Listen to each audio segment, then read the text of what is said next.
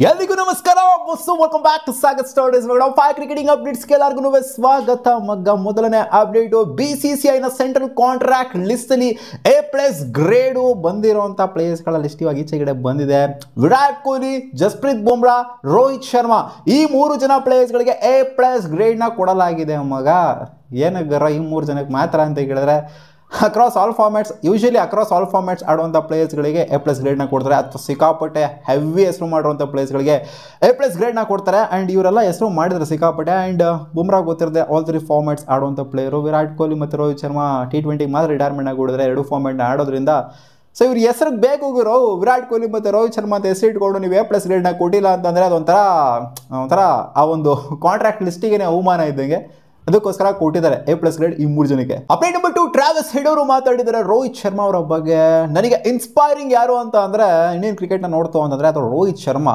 ಅವ್ರು ಯಾವ ಥರ ಲೀಡ್ ಮಾಡಿದ್ದಾರೆ ಟೀಮ್ನ ಕಪಲ್ ಆಫ್ ಇಯರ್ಸಿಂದ, ಜೊತೆಗೆ ಟೀಮ್ನ ಸಕ್ಸಸ್ಸಲ್ಲಿ ಯಾವ ಥರ ಪಾತ್ರರಾಗಿದ್ದಾರೆ. ODI ಟೆಸ್ಟ್ ಆಗಿರ್ಬೋದು, ಜೊತೆಗೆ T20 ಆಗಿರ್ಬೋದು, ಎಲ್ಲದರಲ್ಲೂ ಯಾವ ಥರ ಅವರು ಒಂಥರ ಅವರ ಪ್ರೊಜೆಕ್ಟ್ ಮಾಡ್ಕೊಂಡಿದ್ದಾರೆ. ಕ್ಯಾಪ್ಟನ್ಸಿ ವಯಸ್ಸಾಗಿರ್ಬೋದು, ಜೊತೆಗೆ ಓಪನಿಂಗ್ ಸೆಟಲ್ಲಿ ಬಂದ್ಬಿಟ್ಟು ಟೀಮ್ ಇಂಡಿಯಾಗೆ IPL ಅಲ್ಲ ಟೀಮ್ ಇಂಡಿಯಾಗೆ ಆಡುವಂಥ ರೋಹಿತ್ ಶರ್ಮನಿಗೆ ಸಿಕ್ಕಾಪಟ್ಟೆ ಇಷ್ಟ. ನಾನು ಅದರಿಂದ ಸಿಕ್ಕಾಪಟ್ಟೆ ಇನ್ಸ್ಪೈರ್ ಆಗಿದ್ದೀನಿ. ಆ್ಯಂಡ್ ಅವರ ರೀತಿಯೇ ಆಡಬೇಕು ಅಂತ ಅಡ್ಯಾಪ್ಟ್ ಮಾಡ್ಕೊಂಡಿದ್ದೀನಿ. ಯಾಕಂದರೆ ಮುಂಚೆ ಟ್ರಾವಿಸ್ ಹೆಡ್ ಈ ಥರ ಆಡ್ತಾರಲ್ಲ, ಓಪನಿಂಗ್ ಸೆಟಲ್ ಕೂಡ ಬರ್ತಾರಲ್ಲ ಯೂಶಲಿ ನೋಡ್ತು ಅಂತಂದರೆ.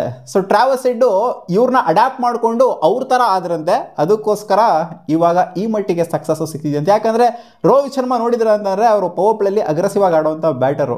ಯಾವುದೇ ಫಾರ್ಮ್ಯಾಟ್ ತೊಗೊಂಡು ನೋಡ್ತು ಅಂದ್ರೂ ಕೂಡ ಅಗ್ರೆಸಿವ್ ಆಡುವಂಥ ಬ್ಯಾಟರ್, ಟೊಕು ಆಡುವಂಥ ಬ್ಯಾಟರ್ ಏನಲ್ಲ. ಸೊ ಅದೇ ರೀತಿ ನಾನು ಇಂಪ್ಲಿಮೆಂಟ್ ಮಾಡಿಕೊಂಡೆ. ಅದಕ್ಕೋಸ್ಕರ ಈ ಮಟ್ಟಿಗೆ ಸಕ್ಸಸ್ಸು ಸಿಕ್ಕಿದೆ.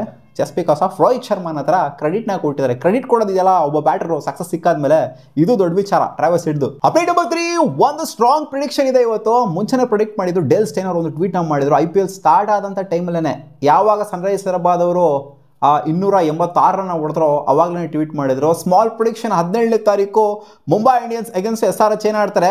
300 ಕ್ಲಾಕ್ ಆಗುತ್ತೆ ಈ ಒಂದು ಮ್ಯಾಚಲ್ಲಿ. ಈ ಸೀಸನು ಫಸ್ಟ್ನೇ 300 ಈ ಮ್ಯಾಚು ಬರ್ಬೋದು ಅಂತ ಒಂದು ಪ್ರಿಡಿಕ್ಷನ್ನ ಡೇಲ್ ಸ್ಟೇನ್ ಅವರು ಹಾಕಿದ್ರು. ನೋಡೋಣ ಏನಾಗುತ್ತೆ ಅಂತ ಹೇಳಿದರೆ. ಸೊ ಇವತ್ತು 300 ಬಂತು ಅಂತಂದರೆ ಡೇಲ್ ಸ್ಟೇನ್ ಅವರ ಪ್ರೊಡಿಕ್ಷನು ಅದು IPL ಸ್ಟಾರ್ಟಿಂಗಲ್ಲಿ ಮಾಡಿದಂಥ ಪ್ರೊಡಿಕ್ಷನು ಸಕ್ಸಸ್ ಆದಂಗಿರುತ್ತೆ. ಅದೇನಾದ್ರು ಸನ್ರೈಸರ್ಸ್ ಹೈದರಾಬಾದ್ ಉದುರ್ಕೊಂಡು ಹೋಗ್ಬಿಟ್ರು ಅಂತ ಅನ್ಕೊಳ್ಳಿ. ಒಟ್ನಲ್ಲಿ ಸನ್ರೈಸರ್ಸ್ ಹೈದರಾಬಾದ್ನ ಜಾಸ್ತಿ ರನ್ ಹೊಡೆಯೋದು ಒಂಥರ ಪ್ರೊಡಿಕ್ಷನ್ ಇವ್ರದ್ದು. ಯಾಕಂದರೆ ಅವ್ರದ್ದು ಹಿಸ್ಟ್ರಿ ತೆಗೆದು ನೋಡ್ತು ಅಂದರೆ ಕಂಟಿನ್ಯೂಸ್ ಆಗಿ ಹೈಯೆಸ್ಟ್ ನಂಬರ್ ಆಫ್ ರನ್ಸ್ನ ಹೊಡೆದಿರುವಂಥದ್ದು. ಸೊ ನೋಡೋಣ ಏನಾದ್ರು ಆಗುತ್ತೆ ಇವತ್ತು ಗಿರಾಕಲ್ ಅಂತ. ಅಪ್ಡೇಟ್ ನಂಬರ್ 4, IPLನ ಬ್ರ್ಯಾಂಡ್ ವ್ಯಾಲ್ಯೂಯೇಷನ್ ಇವಾಗ ಈಚೆಗಡೆ ಬಂದಿದೆ ಮಗ. ಎಂಟೈರ್ IPLನ ನೀವೇನಾದರೂ ಬೇರೆಯವರಿಗೆ ಮಾರ್ತೀರಾ ಅಂತ ಅಂದರೆ ನೀವೇನಕ್ಕೆ ಮಾರೋಕ್ಕಾಗತ್ತೆ. IPL governing council BCCI ಮಾರಬೇಕಾಗುತ್ತೆ. ಮಾರ್ತು ಅಂತ ಅಂದರೆ 1,00,000 ಕೋಟಿ ಅಂತ ಮಗ. IPLನ ಬ್ರ್ಯಾಂಡ್ ವ್ಯಾಲ್ಯೂಯೇಷನು ಲಿಟ್ರಲಿ 1,00,000 ಕೋಟಿ. ಏನು ಗುರು ಇದು? ಎಷ್ಟೋ ಸ್ಟೇಟ್ ಬಜೆಟಾಗಿ ಮಾಡ್ಬಿಡ್ಬೋದಲ್ಲ ಗುರು ಇದರಲ್ಲಿ.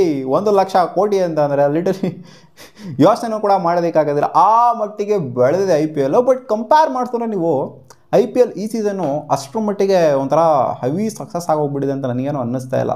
ಮುಂಚೆ ಇದ್ದಂಥ ಸೀಸನ್ಗಳಿಗೆಲ್ಲ ಕಂಪೇರ್ ಮಾಡ್ತು ಅಂದರೆ ಈ ಸೀಸನು ಅಂಥ ಮಟ್ಟಿಗೆ ಒಂದು ವ್ಯೂವರ್ಶಿಪ್ಪೇ ಆಗಿರಲಿ, ಅದೇ ಆಗಿರಲಿ, ಇದಾಗಿರಲಿ ಏನೋ ಕಿತ್ಕೊಂಡು ಹೊರಟೋಗ್ಬಿಟ್ಟಿದೆ. ಮುಂಚೆ ಬರ್ತಿದ್ದಂಥ ವ್ಯೂವರ್ಶಿಪ್ ಎಲ್ಲ ಕ್ರಾಸ್ ಮಾಡ್ಕೊಂಡು ಹೊರಟೋಗ್ಬಿಟ್ಟಿದೆ. ವ್ಯೂವರ್ಶಿಪ್ ಮಾತ್ರ ಅಂತಲ್ಲ, ಆಡಿಯನ್ಸ್ನು ಕೂಡ ಯಾಕೋ ಸ್ವಲ್ಪ ಮಟ್ಟಿಗೆ ಕಮ್ಮಿ ಆಗ್ತಾಯಿದ್ದಾರೆ ಅಂತ ನನಗೇನೋ ಒಂದು ಫೀಲಿಂಗ್ ಬರ್ತಿದೆ. ಬಟ್ ಬ್ರ್ಯಾಂಡ್ ವ್ಯಾಲ್ಯೂಯೇಷನ್ ಅಂತೂ 1,00,000 ಕೋಟಿಯಿಂದ ದಾಟಿದೆ ಮಗ. ಸೊ ನಿಮಗೆ ಏನು ಅನ್ನಿಸ್ದೆ ಕಾಮೆಂಟ್ ಸೆಕ್ಷನಲ್ಲಿ ಹಾಕಿ. ಬ್ರ್ಯಾಂಡ್ ವ್ಯಾಲ್ಯೂಯೇಷನ್ ಏನು ನಮಗೇನು ಕೊಡ್ತಾರಾ? ಏನು ನಮ್ಮ ಅಕೌಂಟಿಗೆ ಟ್ರಾನ್ಸ್ಫರ್ ಮಾಡ್ತಾರಾ? ನಾವು ಹಾಕ್ಬಿಟ್ರೆ ಕೇಳ್ತೀರಾ? ಅಪ್ಡೇಟ್ ನಂಬರ್ 5, IPLನ ಫೌಂಡರ್ ಆಗಿರುವಂಥ, ಇವಾಗ ಏನೋ ಕೆಲಸ ಇಲ್ಲ ಇವರಿಗೆ ಪಾಪ IPLನ ಫೌಂಡರ್ ಆಗಿರೋ ಲಲಿತ್ ಮೋದಿ ಅವರೊಂದು ಸ್ಟೇಟ್ಮೆಂಟ್ ಹಾಕಿಕೊಟ್ಟಿದ್ರೆ ಮಗ. RCB ಈ ಸೀಸನ್ನು ಗೆಲ್ಲಬೇಕು ನನಗೆ ಅಂತ ಹೇಳಿದರೆ. ಹೌದು, ದೇ ಟ್ರೂಲಿ ಡಿಸರ್ವ್ ಇಟ್ ಮಗ. ಇಷ್ಟೊಂದೆಲ್ಲ IPLಗೆ ಕಾಂಟ್ರಿಬ್ಯೂಟ್ ಮಾಡಿದರೆ one of the most liked franchise ಆಗಿದೆ. One of the most followed franchise ಆಗಿದೆ. ಸೊ ಇಂಥ ಫ್ರಾಂಚೈಸ್ ಒಂದು ಟ್ರೋಫಿಯ ಅಗತ್ಯತೆ ಅಂತೂ ಖಂಡಿತ ಇದೆ. CSK, ಮುಂಬೈ ಇವ್ರಿಗೆಲ್ಲ 5 ಟ್ರೋಫಿ ಎಲ್ಲ ಸಿಕ್ಕಿದೆ. ಬಟ್ ಈ ಫ್ರಾಂಚೈಸ್ಗಂತೂ ಸಿಗಲೇಬೇಕು. IPLಗೆ ಖಂಡಿತ ಇದು RCBಗೆ ಬೇಕಾಗಿಲ್ಲ, ಇದು IPLಗೆ ಅಗತ್ಯ ಇದೆ. RCBಗೆ ಟ್ರೋಫಿ ಬರುವಂಥದ್ದು ಅಂತ ಹೇಳಿದ್ದಾರೆ. ಸೊ ನೋಡೋಣ ಮಗ ಅದೇನಾಗುತ್ತೆ ಅಂತ. ಫೌಂಡರನ್ನೇ ಸ್ಟೇಟ್ಮೆಂಟ್ ಕೊಡಿದ್ರೆ RCB ಗೆಲ್ಲಬೇಕು ಅಂತ. ಇನ್ನು ವಿದ್ಯಾ ಕೈವಾಡ ಅಷ್ಟೇ, ಏನೂ ಮಾಡೋಕ್ಕಾಗೋದಿಲ್ಲ. ನೋಡ್ಬೇಕಷ್ಟೇ. RCB ಫ್ಯಾನ್ಸ್ಗಳು 17 ವರ್ಷದಿಂದ ಈ ಸಲ ಕಪ್ ನಮ್ಮದು ಅಂತಲೇ ಇದ್ದೀವಿ. ಸೊ ಈ ಸೀಸನ್ ಅಟ್ಲೀಸ್ಟ್ ಆಗುತ್ತಾ ಅಂತ ಒಂದು ಹೋಪ್ ಅಷ್ಟೇ. ಸಿಗೋಣ ಮುಂದಿನ ವಿಡಿಯೋದಲ್ಲಿ. ಗಾಯ್ಸ್ ಇದಿಷ್ಟು ಆಗಿರೋ 5 ಕ್ರಿಕೆಟಿಂಗ್ ಅಪ್ಡೇಟ್ಸ್. ನಿಮಗಾರು ಈ ವಿಡಿಯೋ ಇಷ್ಟ ಆಗಿತ್ತು, ಲೈಕ್ ಮಾಡಿ. ನಮ್ಮ ಯೂಟ್ಯೂಬ್ ಚಾನಲ್ ಸಬ್ಸ್ಕ್ರೈಬ್ ಆಗಿಲ್ಲ, ಸಬ್ಸ್ಕ್ರೈಬ್ ಹಾಕೋಬೋದು ಗಾಯ್ಸ್.